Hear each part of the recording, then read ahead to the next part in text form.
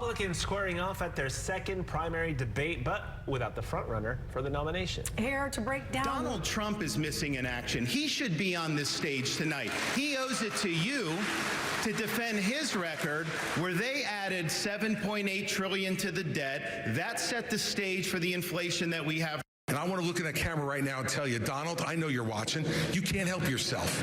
I know you're watching, okay? And you're not here tonight, not because of polls and not because of your indictments. You're not here tonight because you're afraid of being on the stage and defending your record.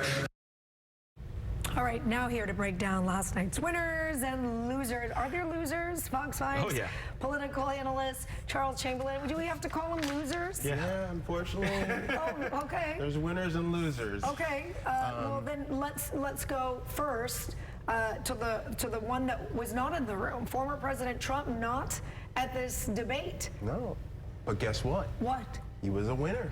He was a winner, but didn't show up to the debate. Sometimes you can win and not participate, and actually playing the role of an incumbent in chief, he's kind of dodged any of the bullets and shrapnel that he might have gotten being actually in the debate.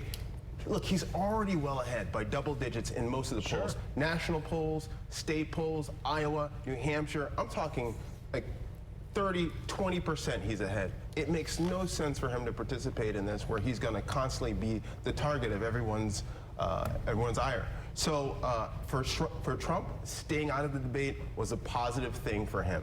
They didn't talk about the indictments, they didn't talk about the criminal investigations, and it was a win. He made a good point. You brought it up. I have the biggest lead.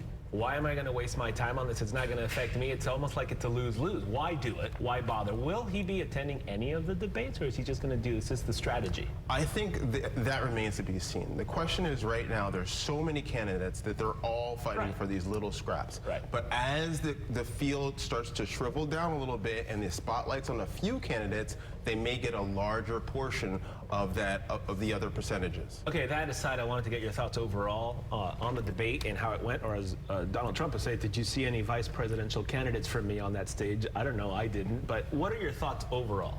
It was messy. For the first half, you really didn't see too much. They were talking over each other.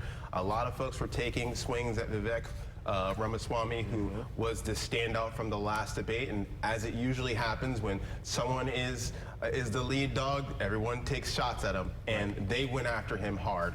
But that really ended up with a big mess. You didn't really hear much. In the second half, you did hear a little bit more policy. You got to hear their positions on Russia and Ukraine, on healthcare, and on a number of other issues. So if you stayed around or stayed up for the second half, you got a little bit more debate. But even in the summary, there's just a lot of yelling. For sure. There's a lot of talking over each other. Do any of the candidates that we saw last night have any chance at this nomination, or do they just throw in the towel and say, I'm out? Should they? They don't have a chance. None of them. Not a chance. Really? I would love to humor folks here, but look at the polls. The numbers say they don't have a chance. Charles, but we know polling can and has been wrong in the past. 100%, but off by a few points. We're talking about 30 points. We're talking about 40 points. Too much. In some cases, Trump has over 50%. I think in the latest Fox News poll that came out, he's at 60%. That was 2 weeks ago. You're not. The next highest was Ron DeSantis at 13 points. Vivek was at 11. He's dominating. There's no chance. It seems to me like Donald Trump, since he was elected, has kind of changed the rule book entirely on how the system is run and how the campaigns are. Everybody thinks, oh, you have to do these debates, you have to do these appearances.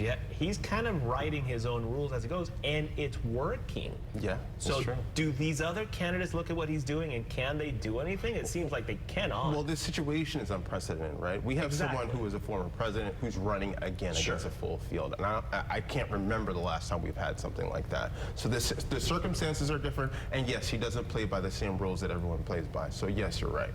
All right, let's switch gears and go to the other side. First, Biden impeachment inquiry hearing is happening right now. Is this going to hurt his run? I'm not sure. I think it really depends upon what Republicans are able to come out of this inquiry. Right now, they're looking into, what evidence is actually there. If there's no evidence there, this is a problem. And I think that's where a lot of Republicans are thinking right now, which is why Speaker McCarthy didn't want to do this in the first place.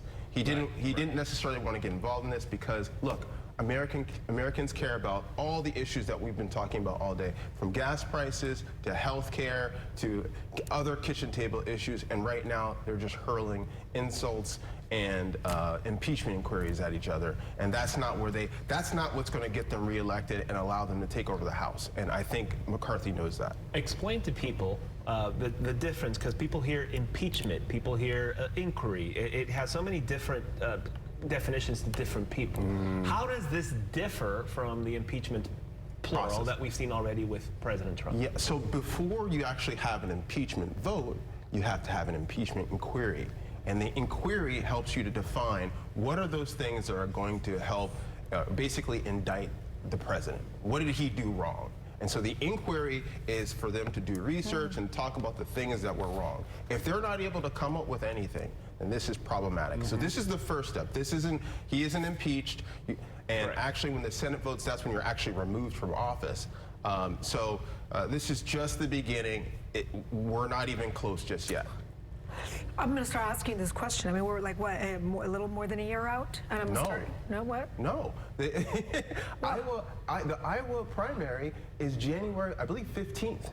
Yeah, January 15th. Okay. We don't have a New Hampshire primary date just yet. It is in January. Okay. Then we have the Nevada primary on February 6th and February 8th. So it's prime time. It's right around the corner. It's happening. So let me just get to the question. You got a crystal ball and you just look at it. What does Charles' crystal ball say is going to happen come next year?